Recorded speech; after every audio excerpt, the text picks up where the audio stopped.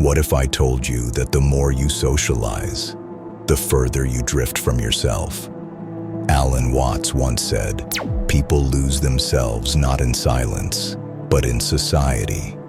Think about it. Every conversation, every joke, every performance, they pull tiny threads out of you. Until one day, you wake up and realize you've become a collage of other people's opinions. We call it connection. But what if it's actually erosion? You spend hours trying to belong, not realizing that belonging often means becoming invisible. By the end of this video, you'll see why solitude isn't loneliness, it's a rebellion, and why the more time you spend in crowds, the weaker your mind becomes, because every noise you consume pushes you one step further from the voice that matters most, your own. Society runs on one hidden fuel: validation. We dress for it, we talk for it, we even think for it. Alan Watts called it the dance of approval, a performance where everyone wears masks and calls it personality. You laugh at things you don't find funny. You agree just to keep the peace. You act smaller so others can feel bigger. And slowly, your authenticity starts to rot under the weight of acceptance, the tragedy. You start mistaking attention for love, and when no one's watching, you feel like you stop existing. That's the sickness of socializing. It teaches you that presence only matters when it's seen. But Watts warned, the more you seek approval, the less real you become. The cure isn't isolation, it's intimacy with your own silence. When was the last time you were truly alone, without music, without scrolling, without talking, just you and your thoughts? Most people can't handle that question because silence reveals how empty the mind has become. The more you socialize, the less you hear yourself.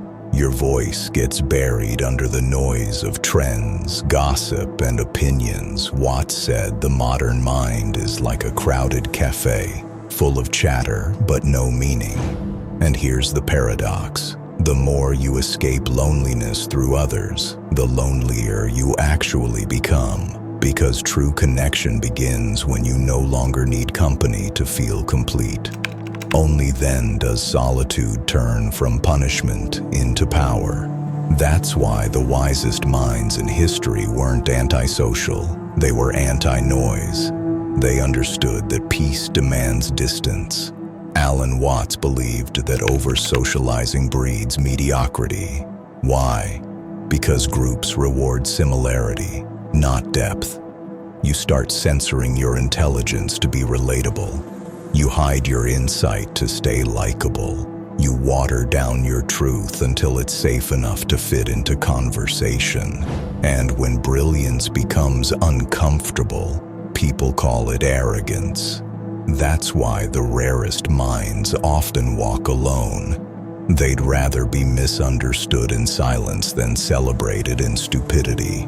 The crowd fears those who stop performing because silence exposes how shallow the game really is. So they'll call you distant, cold, weird. But what they're really saying is, you remind me of everything I've ignored in myself. Watts said, to be healthy in a sick society is to appear insane. And sometimes, isolation isn't a curse. It's a diagnosis of clarity. There comes a moment when you stop answering every message, stop attending every gathering, and the world calls you cold. But Alan Watts would call that recovery, because withdrawal isn't rejection, it's reorientation. It's when your energy finally starts flowing inward again, toward your own awareness. Instead of the crowd's approval, society teaches you to stay visible. But visibility is a trap. The more eyes on you, the less you see yourself. So when you step back, something magical happens. Your thoughts regain gravity. Your silence stops being empty and starts echoing with truth. And in that quiet, you realize the reason you were exhausted wasn't because life was hard. It's because you were living for everyone else's rhythm, but your own solitude sharpens the mind like friction sharpens a blade. At first, it feels unbearable, too quiet, too slow. But then the voices fade, and what's left is something pure. Your own thinking. Watts said most people never truly think. They just rearrange what they've heard. But when you're alone long enough, you stop recycling noise and start producing wisdom. That's when ideas start to breathe again, fresh, wild, untouched by the algorithm. You begin to remember what you believed before the world told you what to believe, and your mind becomes dangerous again. Not because it's rebellious, but because it's original. Society doesn't fear isolation. It fears independent thought. Because a mind that can sit alone is a mind that can no longer be controlled. Here's the irony Alan Watts loved most. Once you master solitude, you finally learn how to connect. Because you stop needing people to fill your silence. You start choosing them consciously. Now your friendships come from resonance, not desperation. You're no longer impressed by status or noise. You're drawn to stillness in others, to the rare ones who speak less, but mean more. Watts said, "Only when you are comfortable in your own aloneness can you share yourself without losing yourself." That's the paradox. You must learn to be alone before you can truly belong. So when people say, "You've changed," smile, because what they really mean is, you've stopped performing. In the end, Alan Watts would tell you this: the man who can sit alone without distraction has already mastered life, because stillness is strength disguised as silence. It's not emptiness, it's power concentrated. While the world screams to be seen, you're busy becoming invisible, not out of fear, but freedom.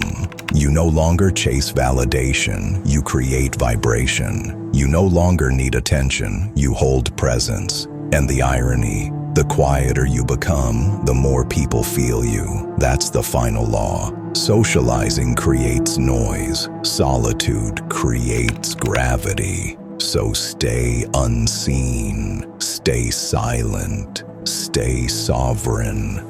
Because in a world addicted to attention, your absence becomes your loudest form of power.